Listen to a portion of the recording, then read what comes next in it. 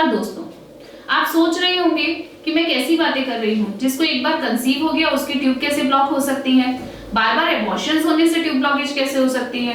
Abortion का tubal blockage से कोई लेना देना नहीं है, बट ऐसा नहीं है।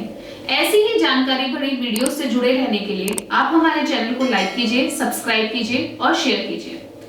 ट्यूबल ब्लॉकेज बहुत बार एबॉर्शंस होने की वजह से भी हो सकती है, या फिर सबसे ज्यादा मेडिकल टर्मिनेशन ऑफ प्रेगनेंसी जो कि डीएनसी के थ्रू किया जाता है, जिसमें कि डायलिटेशन एंड क्यूरेटेज किया जाता है, उसकी वजह से देखने को मिलती है। या मैं ऐसा कहूं कि जितने भी ट्यूबल ब्लॉकेज के केसेस हम लोग देखते हैं उसमें ऑलमोस्ट 40% केसेस एबॉर्शन के बाद ट्यूबल ब्लॉकेज के पाए जाते हैं। तो आखिर ऐसे ये ब्लॉकेज हो कैसे जाती है। सबसे पहले ये जानते हैं कि ट्यूबल ब्लॉकेज है क्या। यूट्रस हमारी यूट्राइन कैविटी के अंदर, यूट्रस के अंदर यूट्राइन कैविटी है, हमारे ट्यूब्स हैं जिसे हम फैलोपियन ट्यूब्स कहते हैं, जो कि एक पैसेज है मेल स्पर्म के ट्यूब्स के अंदर जाकर फीमेल एग जो कि ओवरी से ओव्यूलेट होकर ट्यूब्स के अंदर जाता है उससे मिलने के लिए। यही नेचुरल कंसेप्शन के लिए सबसे इंपॉर्टेंट पैसेज है। अगर इस पैसेज में किसी भी लेवल पर कोई भी ब्लॉकेज या हिंड्रेंस क्रिएट होती है तो उसे हम ट्यूबल ब्लॉकेज कंसीडर करते हैं। अब अगर किसी को एबॉर्शन हुआ है तो एबॉर्शन के समय में बहुत ज्यादा हैवी ब्लीडिंग होती है और कई बार उस ब्लीडिंग के दौरान इन्फेक्शंस होने के डर रहते हैं, या कई बार रेट्रोग्रेड ब्लीडिंग होने के भी चांसेस रहते हैं, जिसकी वजह से ट्यूब्स यहाँ कॉर्नुआ पे ब्लॉकेज ट्यूब्स में यहाँ कॉर्नुआ पे यानी ट्यूबल ओपनिंग जो यूट्राइन कैविटी के अंदर होती है उसमें ब्लॉकेज देखने को मिल जाती है।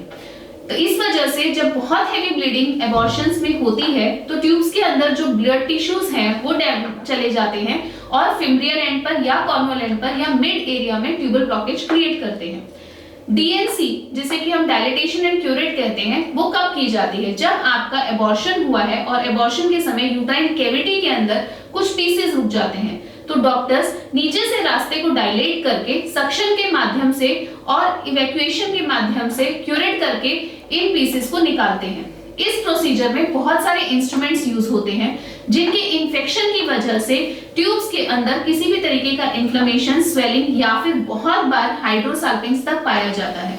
तो अगर ऐसी कोई भी समस्या डीएनसी के समय पर हो जाती है तो उसके लेट रिजल्ट्स में हमें ट्यूबल ब्लॉकेज बहुत कॉमनली देखने को मिलता है। इसीलिए डीएनसी या फिर स्पॉन्टेनियस एबॉर्शंस ट्यूबल ब्लॉकेज करने में सक्षम है। इसके अलावा आई पिल्स को अगर रिकरेंट यूज किया जाता है तो एक समय के बाद वो भी जो हैवी ब्लीडिंग क्रिएट करते हैं उसमें भी कई बार ट्यूबल ब्लॉकेज देखी जाती है।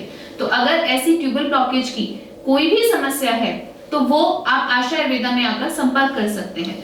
अगर आपको बहुत बार एबॉर्शंस हुए हैं या आपको ऐसा लगता है कि आपका लास्ट एबॉर्शन 3 साल पहले या 4 साल पहले हुआ था, आपने साल भर गैप रख के वापस ट्राई किया है बट फिर से प्रेगनेंसी नहीं हो रही है, तो आप ऐसा ना सोचें कि मेरी ट्यूब दोबारा बंद नहीं हो सकती। आप ट्यूब का टेस्ट करा लीजिए। इस भ्रम को दिमाग से निकालिए कि एक बार कंसीव हुआ तो ट्यूब में कोई खतरा नहीं है। आप वापस अपना ट्यूब का टेस्ट कराइए, देखिए ट्यूब में कोई इश्यू तो नहीं है। उसके लिए आपको डायग्नोसिस HSG टेस्ट जिसे हिस्टेरोसाल्पिंजोग्राफी टेस्ट बोलते हैं उसके माध्यम से मिल जाएगा, जिसमें प्रॉपर एक्सरे निकल के आता है आपके यूट्राइन कैविटी और ट्यूबल के पैसेज के बारे में। तो उस टेस्ट के माध्यम से आप जान सकते हैं कि आपकी ट्यूब्स ओपन है या ब्लॉक है। उसका ट्रीटमेंट के लिए आपको बिल्कुल घबराने की जरूरत नहीं है। आप आयुर्वेद के माध्यम से ट्यूब्स को नेचुरल तरीके से ओपन कर सकते हैं। आप आशा आयुर्वेदा में संपर्क कीजिए। पिछले 11 सालों से हम ट्यूबल ब्लॉकेज का नेचुरल ट्रीटमेंट सक्सेसफुली दे रहे हैं। तो आप हमारे किसी भी सेंटर पर इससे रिगार्डिंग कोई भी इशू है तो संपर्क कर सकते हैं। तो आप आशा आयुर्वेदा में भरोसा रखें और ऐसी कोई समस्या है तो हमें संपर्क करें। धन्यवाद।